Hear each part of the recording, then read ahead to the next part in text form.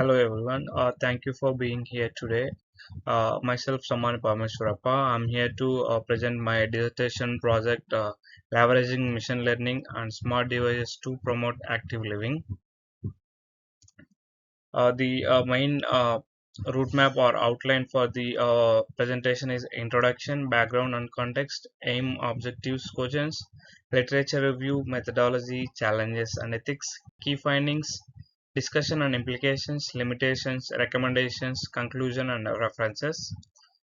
Coming for the background and context. The first one problem: the physical inactivity is a major global health concern, contributing to diseases like diabetes and heart disease. The COVID-19 lockdowns made this worse, with 29% of adults reducing activity, as found by Article 2021. The solution: wearable devices like Fitbit and Apple Watch combined with machine learning provide real-time feedback to encourage active lifestyles. These tools track steps, heart rate, and more, personalizing health interventions. Coming for the research aim and objectives, the main aim of this project and the presentation: study how wearable devices affect physical activity levels and overall well-being in adults aged like 18 to 65. The main objective of this project: compare activity data across ages, genders, and lifestyle groups, and explore mental and emotional impacts of using wearables, identify design features that keep users engaged, assess how machine learning enables personalized recommendations, and also investigate economic and accessibility challenges. The key questions of this project: do wearable meaningfully change physical activity habits? And what psychological benefits or drawbacks occur? Which features encourage long-term use? On the significance and literature review, this slide highlights why wearable technology is relevant to global health. First, the health issue. Physical inactivity is a major driver of non-communicable diseases like cardiovascular disease, diabetes, as noted by the World Health Organization in 2020. This is a critical problem, and sedentary lifestyles continue to rise. And also, second one, the wearable technology market is booming, with projections estimating it will reach $186.14 billion by 2030. According to Mukherjee article 2020, this growth reflects growing consumers' interest in devices that monitor health and activity.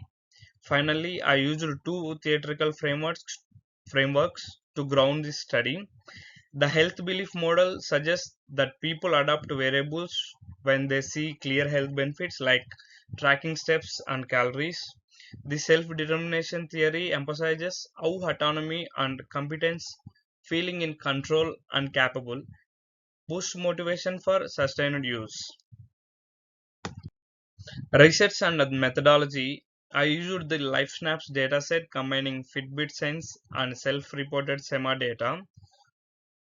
Analysis was done in Python with libraries like Pandas and Scikit-learn. I conduct descriptive statistics, visualizations, correlation, clustering, random forest modeling for stress prediction, and time series analysis for trends. By combining variables and survey data, this project provides insights into stress dynamics and potential predictor in everyday life. And challenges and ethical considerations. Challenges: lack of detailed socio-economic information, limiting insights into how income or education may affect results, uneven distribution of sleep and stress records, which could skew analysis, relatively short study period, making it harder to track long-term effects.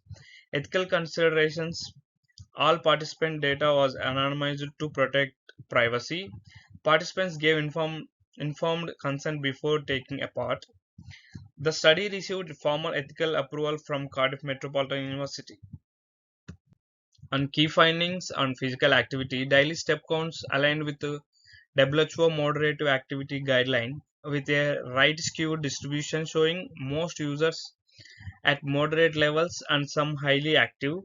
Gender wise, males and females had similar activity patterns, but females had more high activity outliers. We categorized users into sedentary, lightly active, moderately active, and very active groups to explore behavioral differences. Activity levels categorizes participants were classified into four groups based on daily step counts. First one sedentary, lightly, and second one lightly active, and third one moderatively active, and the very last fourth one very active.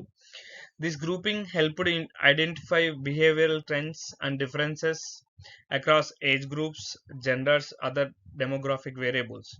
And also insights, higher activity levels generally aligned with healthier lifestyle patterns and better reported well-being. And also correlation analysis, strong positive correlation were observed between steps, calories burned, distance traveled. This supports the expected relationship that more steps goes to more calories burned and more steps goes to longer distance covered. These findings validate the consistency of the physical activity data and its relationship with the energy expenditure. On the discussion and implications, effectiveness of variables. Variable devices are effective in promoting moderative physical activity. However, long-term user engagement trends to vary significantly between individuals by the Kunonova article 2022, and the demographic patterns, minimal differences in activity levels were observed across gender, age groups, and also suggests variables are broadly applicable across diverse populations. And also the role of machine learning, the machine learning allows for personalized health interventions using variable data, but its effectiveness is limited when contextual and psychological factors are missing. Data like mood, stress, lifestyle context is crucial for better prediction and personalization. And also barriers and adoption. Socio-economical factors are key barriers. Cost of device, digital literacy or access, privacy concerns also remain a major obstacle for users may hesitate due to data sharing and surveillance risks. And limitations on future work. The study lacked socio-economic contextual data, limiting insights into external factors. Imbalanced data with fewer sleep and stress records affected analysis reliability. The 4 month period was too short for long term conclusions. For future work, integrating multimodal data like MAS and qualitative feedback can enhance personalizations. Designing inclusive variables with rest and mood features and applying psychological models like SDT will improve engagement. And recommendations, practical recommendations, develop wearable devices that are affordable and easy to use, ensuring accessibility for a wider range of users. Incorporate additional features such as rest and mood tracking to give a more complete picture of well-being. Future research directions. The future research directions combine multiple data sources, including ecological momentary assessments like EMAs and qualitative feedback for richer insights. Use self-determination theory like SDT as a framework to enhance user motivation and sustained engagement. Conduct long-term studies across diverse population to better understand sustained impacts. On the conclusion, this final slide summarizes the study. Variables effectively track activity, stress with sleep and sedentary behavior, strongly linked to well-being. Well-being, the lack of major demographic differences suggests interventions can be broadly applied. And also machine learning boosts personalization but needs more contextual data. Equities like issues like cost and digital literacy must be addressed for wider impact. The infographic highlights these points and calls for inclusive wearable design. Thank you. And these are the references for the project and the presentation.